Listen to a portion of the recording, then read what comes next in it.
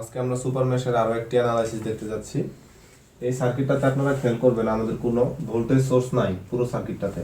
যে দুইটা সোর্স আছে দুইটা হচ্ছে আমাদের কারেন্ট সোর্স।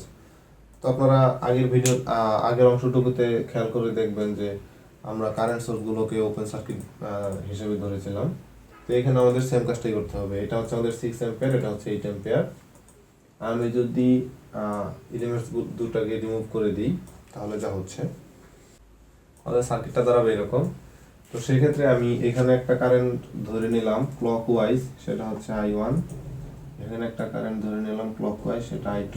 এখানে একটা কারেন্ট ধরে নিলাম, সেটা হচ্ছে I3 ক্লকওয়াইজ। তো এখানে আমরা আসলে জানি এই I1 এর মানটা আসলে কত। I1 যেহেতু এই দিক দিয়ে ফ্লো হচ্ছে, এখানে মানটা কত ছিল? 6 অ্যাম্পিয়ার ছিল।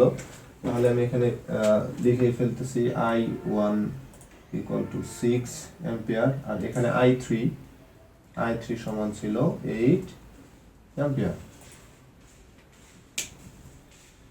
আমার খেয়াল রাখতে হবে যে এটা ডিরেকশনটা ঠিক ছিল কিনা। হ্যাঁ, 6 অ্যাম্পিয়ারটা এইদিক ফ্লো হচ্ছিল, I1টাও এইদিকে ফ্লো হচ্ছে, 8 অ্যাম্পিয়ারটা এইদিক ফ্লো হচ্ছিল, I3টাও এইদিকেই ফ্লো হচ্ছে। তাহলে আমাদের ডিরেকশন নিয়ে কোনো ঝামেলা নাই। এখন আমাদের কেভিএল অ্যাপ্লাই করতে হবে। এই লুপ এবং এই লুপে কেভিএল অ্যাপ্লাই করে কোনো আসলে লাভ নাই, কারণ এখানে আমরা কারেন্টের মান জানি, এটার কারেন্টের মানটাও আমরা জানি। আমাদের কেভিএলটা অ্যাপ্লাই করতে হবে সেকেন্ড লুপে আমরা I2 এর মানটা জানি না। তাহলে সেকেন্ড লুপে যদি আমি কেভিএল অ্যাপ্লাই করি তাহলে কি হচ্ছে, এটা যেহেতু ক্লকওয়াইজ তাহলে এই টার্মিনালটা প্লাস হবে, এটা minus, plus minus plus minus. তাহলে এখানে হচ্ছে আমি প্রথম টার্মিনাল নিয়ে কাজ করতেছি, তাহলে হবে প্লাস। যেহেতু দ্বিতীয় লুপে আমি কাজ করতেছি তাহলে অবশ্যই I2টা অবশ্যই I1 এর চেয়ে বড় ধরে নিতে হবে। তাহলে এখানে হবে plus I2 minus I1 into হচ্ছে R1 অর্থাৎ 2, প্লাস এটা হচ্ছে I2 ইন্টু 6 অর্থাৎ 6 I2। এটা হচ্ছে I2 minus I3 into 8 equal to 0, into হচ্ছে 8 ইকুয়াল টু 0। এখান থেকে পাই 2I2 মাইনাস 2I1। এখান থেকে পাই, এখানে যা আছে তাই 6I2, প্লাস এখান থেকে পাই 8I2 minus 8I3 equal to 0। 2I2 6I2 8I2 অর্থাৎ 16I2